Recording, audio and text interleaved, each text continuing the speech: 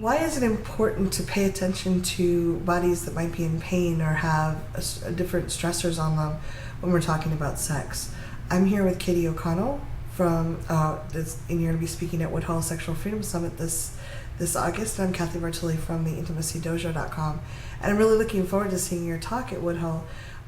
It's titled Hurting Bodies Need Loving Too: Pain, Illness, Nausea, Trauma, and Sex.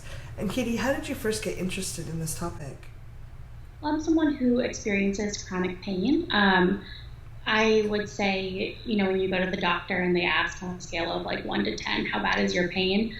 I'm usually at a 5 or higher on like on any given day. And the friend that I'm doing this talk with, Lily, also has chronic pain and has experienced the sort of intersections between being someone who has chronic pain and nausea, and she's also a woman of color, so she experiences those aspects of it. So for me, it's just that I'm in pain so regularly, and that has impacted every part of my life, including my relationships and sex, and it can be one of those things that is difficult to come to terms with, if you are if you want to be like, sorry. No, it's okay. They're participating. Even your dogs are participating. If someone wanted to be an ally to someone, whether it's their partner or someone else who has a lot of physical pain or trauma or illness around and is wanting to be sexual, what suggestions do you have for them? That's such a great question. I think that one thing is sort of meeting people where they are in the moment.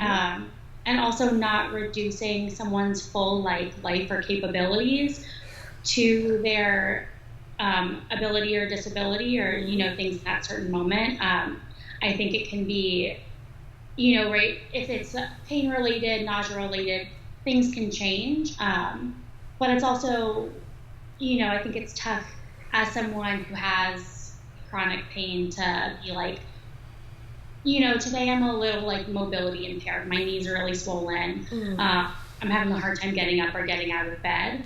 And that's something that makes me feel vulnerable to share with someone, and having that person be compassionate and understanding around it, and also understanding that like that can shift from day to day is something important too. I think that there's, I think of the way I want to say it.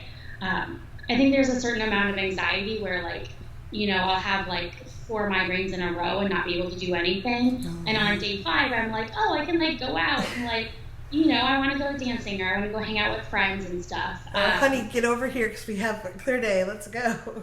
Yeah, this is great. And people are like, oh, but aren't you sick? And I'm like, yeah, I mean, my pain's at like a level 5 today, which is good for me. So like, I'm going to go out and have a good time despite that. Yeah. And it doesn't make me like less sick on the days where I have a migraine, if that makes sense. Yeah, no, that makes a lot of sense. I really appreciate you pulling this all together. Could you tell us why you chose Woodhull as a place to share this information?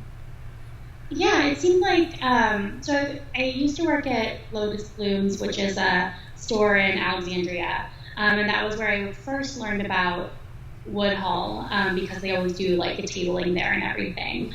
And so I got the email. I think I'm on the Sister Song, email list, and I saw that Sister Song was pairing with Woodhull this year.